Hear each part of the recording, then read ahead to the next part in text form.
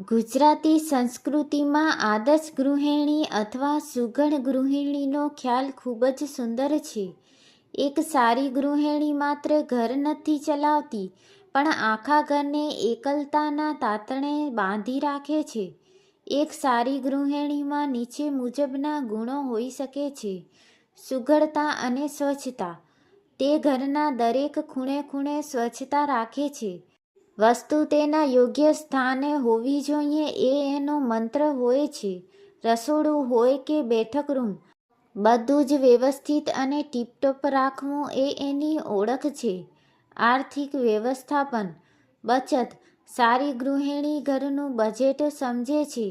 મોજ શોખ અને જરૂરિયાત વચ્ચે સંતુલન જાળવીને તે ઘરના નાણાંનો સદુપયોગ કરે છે.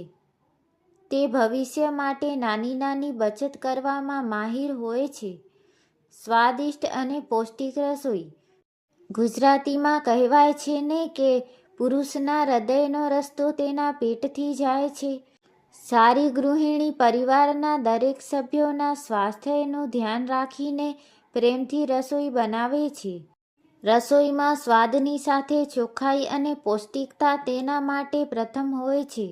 સંબંધોમાં મધુરતા. તે ઘરના વડીલોને માન આપે છે અને બાળકોને યોગ્ય સંસ્કાર આપે છે. પરિવારના દરેક સભ્યો વચ્ચે જો કોઈ મનદુખ થાય તો તે મધ્યસ્થી બનીને પ્રેમથી મામલો થાળે પાડે છે. સમયનું પાલન. તેનું ટાઈમ મેનેજમેન્ટ ગજબનું હોય છે. સવારે ઉઠવાથી લઈને રાત્રે સૂવા સુધી ઘરના દરેક કામ સમયસર પૂરા કરવા જેથી કોઈને તકલીફ ન પડે તે તેની ખાસિયત છે. અનુકૂલન ક્ષમતા. પરિસ્થિતિ ગમે તેવી હોય, આર્થિક તંગી હોય કે મહેમાનો ઘસારો, તે ક્યારેય હિંમત હારતી નથી. તે પરિસ્થિતિ મુજબ પોતાની જાતને ઢાળી લે છે અને ચહેરા પર સ્મિત સાથે દરેક કામ પૂરું કરે છે. નોંધ: આજના જમાનામાં એક ગૃહિણી હોવું એ કોઈ પ્રોફેશનલ જોબથી ઓછું નથી. તે 24 કલાક રજા વગર કામ કરતી એક મલ્ટીટાસ્કર મેનેજર છે. ચોક્કસ. એક આધુનિક અને સ્માર્ટ ગૃહિણી બનવા માટે કેટલીક એવી ટિપ્સ જે તમારા જીવનને વધુ સરળ અને વ્યવસ્થિત બનાવી શકે છે. પૂર્વ તૈયારી. રાત્રે સૂતા પહેલાં જ બીજા દિવસે સવારે શું રસોઈ બનાવવી, બાળકોને લંચ બોક્સમાં શું આપવું અને કયા કપડાં પહેરવા એ નક્કી કરી લો. આનાથી સવારની ઉતાવળમાં તમારો માનસિક તણાવ 50% ઓછો થઈ જશે. રસોડાની ટિપ્સ. રસોડાની ટિપ્સ. Weekly preparation. રવિવારે જ શાકભાજી સાફ કરી કે સમારીને ડબ્બામાં ભરી લો. આદુ મરચાંની પેસ્ટ બનાવી રાખો.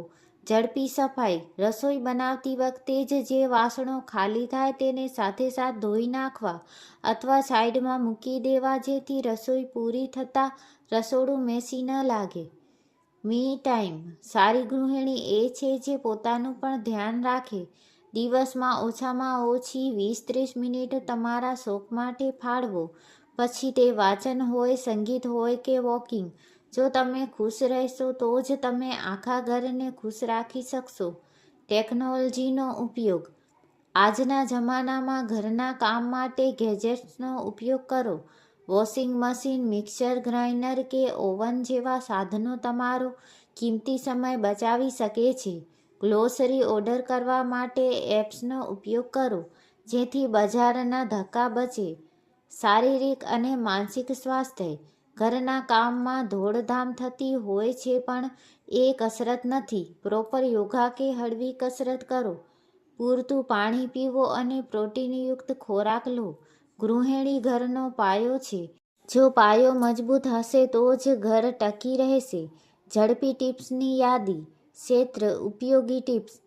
કરકસર. સેલ વખતે ઘરની જરૂરી વસ્તુઓનો સ્ટોક કરી લો. સફાઈ. દર મહિને એકવાર એવા સામાનનો નિકાલ કરો જેનો તમે છેલ્લા 6 મહિનાથી ઉપયોગ નથી કર્યો. સંબંધો. અઠવાડિયામાં એકવાર આખો પરિવાર સાથે બેસીને જમે અને વાતો કરે તેવો આગ્રહ રાખો. રસોડાને સ્માર્ટલી મેનેજ કરો. મસાલા બોક્સ. મસાલાના ડબ્બા હંમેશા ભરેલા રાખો. અઠવાડિયામાં એકવાર ચેક કરી લો કે કઈ વસ્તુ ખૂટે છે, જેથી રસોઈ કરતી વખતે દોડધામ ન થાય. Gravy base. જો તમે વ્યસ્ત હો તો ડુંગળી ટમેટાની ગ્રેવી બનાવીને ફ્રીજમાં સ્ટોર કરી શકો છો. આનાથી શાક બનાવવાનો સમય 70% બચી જશે. કઠોળનું આયોજન.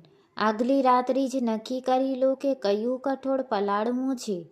ઘરની ગોઠવણી. 1 ઇન 1 આઉટ નિયમ.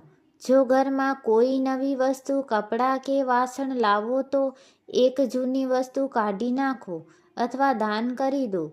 આનાથી ઘરમાં બિનજરૂરી સામાન ભેગો નહીં થાય.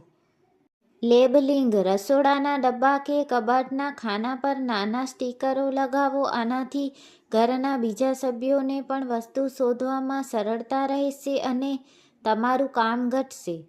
બાળકો અને સંસ્કાર. જવાબદારી સોંપો. બાળકોને પોતાના રમકડાં ગોઠવવા કે પોતાનું દફતર ભરવા જેવી નાની જવાબદારી આપો. આનાથી તે સ્વાવલંબી બનશે અને તમને થોડી રાહત મળશે. સાંસ્કૃતિક જ્ઞાન. રસોઈ કરતી વખતે કે ફ્રી સમયમાં બાળકોને ગુજરાતી વાર્તાઓ કે શ્લોક શીખવો. એક સારી ગૃહિણી ઘરનું કલ્ચર સેન્ટર હોય છે.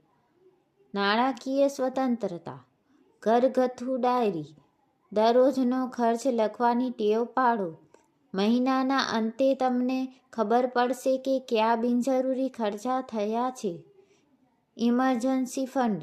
રસોડાના ડબ્બામાં કે અલગ પર્સમાં થોડા પૈસા બચાવીને રાખો જે મુશ્કેલીના સમયે કામ આવે.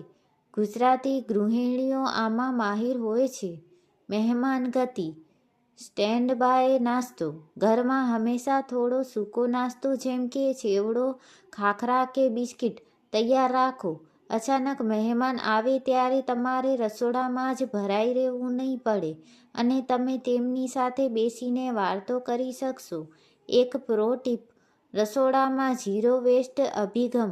વધેલી રસોઈનો ઉપયોગ. રાતની વધેલી રોટલીમાંથી વઘારેલી રોટલી કે લાડુ બનાવો. વધેલા ભાતમાંથી મૂઠિયા કે વઘારેલા ભાત બનાવો. એક હોશિયાર ગૃહિણી અન્નનો બગાડ થવા દેતી નથી. છાલનો ઉપયોગ. બટાકા કે દૂધીની છાલમાંથી પણ સ્વાદિષ્ટ ચટણી કે શાક બની શકે છે. Smart shopping. લિસ્ટ વગર ખરીદી નહીં. ક્યારેય પણ લિસ્ટ વગર સુપરમાર્કેટ ન જાઓ. લિસ્ટ હશે તો તમે બિનજરૂરી વસ્તુઓ પાછળ પૈસા નહીં બગાડો. સિઝનલ વસ્તુઓ. જે તે ઋતુના ફળ અને શાકભાજી જ ખરીદો. તે સસ્તા પણ હોય છે અને સ્વાસ્થ્ય માટે શ્રેષ્ઠ પણ છે. પરફેક્ટ બનવાનો પ્રયત્ન છોડો. હેપી બનવાનો પ્રયત્ન કરો. ઘરના કામ ક્યારેય પૂરા નથી થવાના. જો કોઈ દિવસ કચરો પોતું બાકી રહી જાય તો ચિંતા ન કરો, પણ તમારા પરિવાર સાથેની ખુશીનો પળો ન ગુમાવો.